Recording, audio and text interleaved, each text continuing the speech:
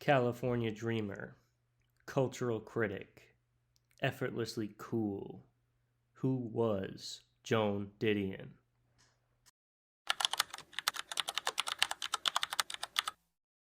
Born on December 5th, 1934, in Sacramento, California, Joan Didion came from a long line of dreamers and explorers. The family name went back to her great grandmother, who ditched the Donner Party's doomed trip out west before all the cannibalism and set herself up in Sacramento.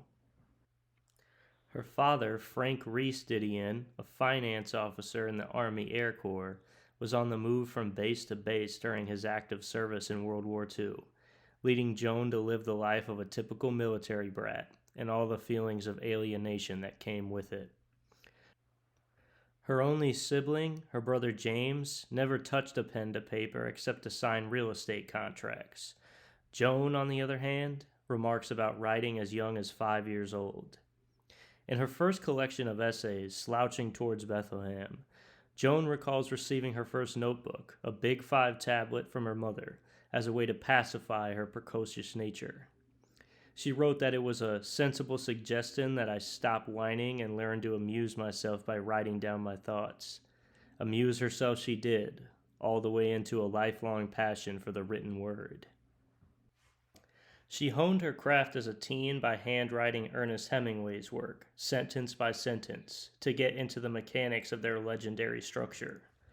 Hemingway's knack for efficiency through simple but dense prose can be felt in much of Joan's work, who herself emphasized brevity and pacing. In her 2006 interview with the Academy of Achievement, she stated, "I always want everything to read in one setting. If they can't read it in one sitting, you're going to lose the rhythm of it. You're going to lose the shape of it." A self-proclaimed anxious and shy child, Didion got out of her shell in her early education by participating in public speaking and acting classes, but never lost her fire for writing. This dedication to her craft and newfound courage led her to pen an essay for the Prix de Paris writing contest hosted by Vogue magazine while in her senior year of college at Berkeley. The essay was about the life and work of California architect William Worcester, who built hundreds of residential homes throughout the state and was considered a pioneer of the ranch style, which is an iconic design of California homes to this day. The prize offered by Vogue was a job as research assistant at the magazine, and Joan pulled it off with ease, earning her success and proof of her talent at a young age. It was at Vogue that she would embark on her journey as culture critic and writer of her generation. It was in the trenches of Vogue magazine where Didion began to cut her teeth in official publications. However, like most entry-level roles, the glamour wore off quickly when reality sunk in. Joan described her first duties relegated to reading old Vogue magazines to get herself acquainted with the brand and voice.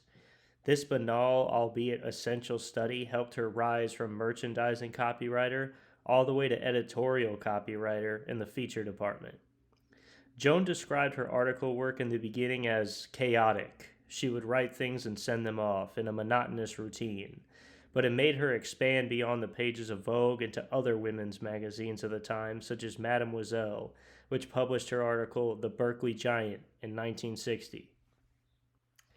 Not determined to let her dreams of writing fiction die on the conveyor belt of her W-2, Joan literally moonlighted her first novel, Run River, which was finally published in 1963. The novel covers the life and times of a California family, descendants from pioneers, living in Sacramento and the turmoil they go through as a family tragedy unfolds. Penning it while homesick and living in New York, Joan would later look on her debut with disdain, calling it pernicious and full of false nostalgia, proving we are always our own harshest critics. During the writing process of Run River, Joan was put in touch with a reporter by the name of John Gregory Dunn, who was working for Time magazine. Joan, originally seeing him as a friend, began to grow feelings for John while he was her editor for Run River. It was when he invited her to come with him to meet his family in Hartford that she began to see the two of them in a much more serious light. During this process of editing and courtship, Joan remarked how her and John formed an unbreakable trust for each other as their respective first readers.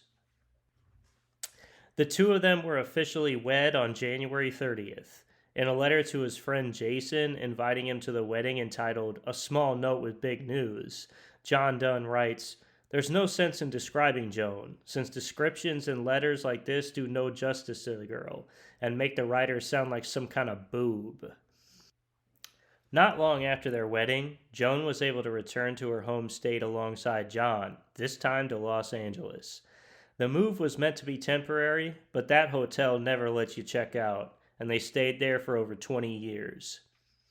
The roots Joan and John would sow in Los Angeles would spread from Los Feliz to Malibu and finally to Brentwood Park.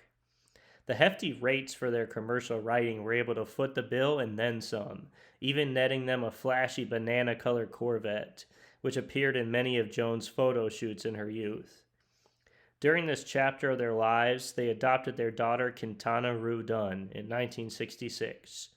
Joan, originally never intending to have a child, suddenly got struck with the fever at 31 and began cutting out pictures of babies in magazines, collaging, and before long, by a strike of fate, received a call from a gynecologist about a mother looking to give up her child for adoption. While baby Quintana was in the hospital for a few nights, Joan was stricken with vivid dreams of neglect and child abandonment, a sort of haunting premonition. Didion would hint at her feelings of failed parenthood in various interviews towards the end of her life, but it wasn't until the controversial posthumous book Notes to John where the full spectrum of her concerns were realized. The book is a collection of intimate diary entries and letters Joan wrote to her husband John concerning her own health, their marriage, and the livelihood of their daughter. In one entry, Joan reflects on her panicked micromanagement of their daughter, whom at only 5 years old prompted Joan to phone a psychiatrist about her going crazy, and later at 13 tried to get into acting, all while editing her daughter's journal entries at a superficial grammatical level, missing its message and true feelings entirely.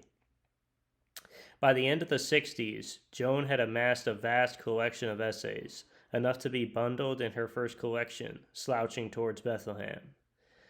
The book was considered a hallmark of the burgeoning genre of new journalism, a style which would retell true events with gripping literary prose. A few notable writers of this ilk being Hunter S. Thompson, Truman Capote, and Norman Mailer. This was shortly followed by another work of fiction, Play It As It Lays, which was adapted into a film in 1972, one of her and John Donne's many collaborations as Hollywood scriptwriters. One of their biggest films being A Star Is Born, starring Streisand, not Gaga. Her and John would make many other feature films, and Joan would continue to release fiction and nonfiction. But by 1988, they moved back to New York City, leaving the sunshine and joy of California behind.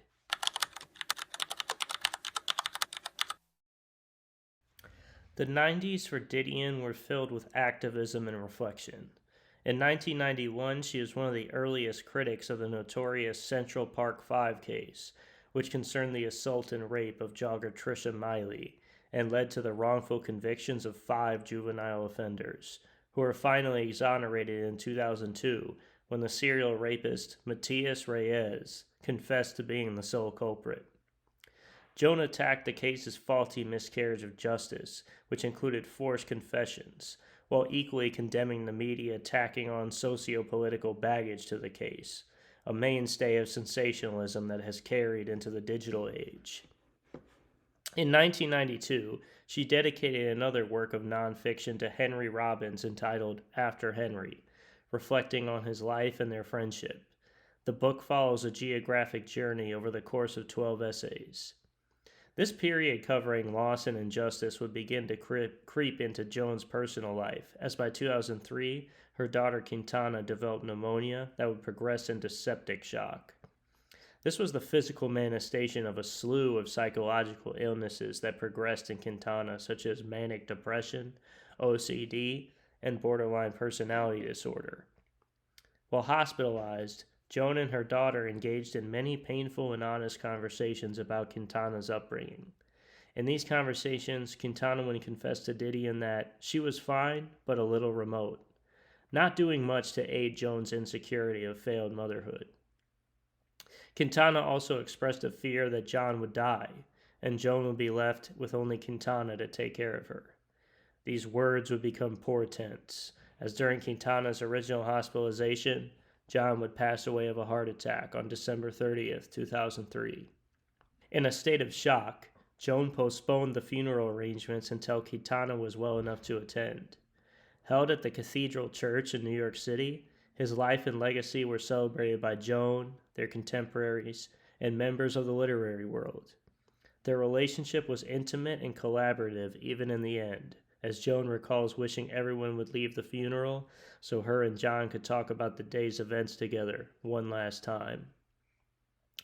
Not all closure comes free of turmoil, though, as when John and Quintana were waiting to go home after arriving at LAX, Quintana tripped and hit her head on the curb, leading to another hospital spat which required brain surgery. Her body so weakened by hospitalizations and surgeries, Quintana succumbed to severe flu that turned into pneumonia and pancreatitis, eventually leading to her death at the age of 39. This back-to-back grief led Joan to pen two of her most heartfelt memoirs, The Year of Magical Thinking, which is about her relationship with John, their marriage, and raising of Quintana, which won the National Book Award in 2005. This was followed 6 years later by Blue Nights, in which Joan turned the focus to her relationship with her daughter and the severe depression she felt after her passing. Joan remarks how in this time she found her mind turning increasingly to illness, to the end of promise, and the dying of the brightness. The long gap between releases was due to Joan admitting she could not grieve both of them at once. It's so often that the tragedy of death can also open one's heart to the glory of life and to live it to the fullest, to honor those who can't.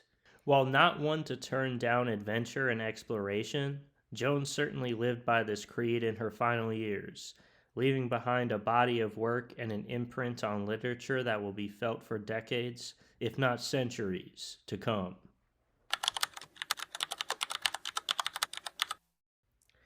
If you were to sum up Joan Didion in one word, it would be dedicated.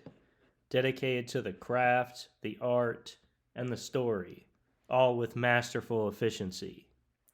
Known to be an outspoken fan of Hemingway, she took the training she had rewriting his sentences and attached it to her own bare bones but dense sentence structure. Both Hemingway and Joan have a persistent intention to their writing that stands out in a way you can't quite put your finger on, but you could tell it was theirs from the words alone, a hallmark of mastery. Joan was also a pioneer of not only new journalism, but new journalism, being one of the earliest writers to break the convention of avoiding personal involvement. Her use of first-person singular was groundbreaking and immersed her in the story, and in turn brought the reader into an intimate examination of world events where you were along for the ride. Joan was also a staunch proponent of ritual, with a strict writing time every morning, and she made her writing room distraction-free, as if to be a separate world just for the work. This extreme focus helped her push through that initial fog she claimed would lift after the first hour of writing. Her dedication to ritual was so exact, she even smoked exactly 5 cigarettes a day until 2011.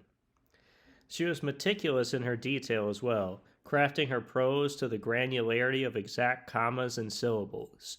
Her 1961 essay from Vogue on self-respect was written to an exact character count, to add the visual flair of a specific layout in the magazine. While a practical and practiced writer, Joan was no stranger to a little mysticism when it came to her creative process. She was known for sleeping in the same room as her work during the writing process, and ritualistically would have a glass of alcohol, usually a martini, a few hours after writing, to shift her cognition and read her writing as an outside party.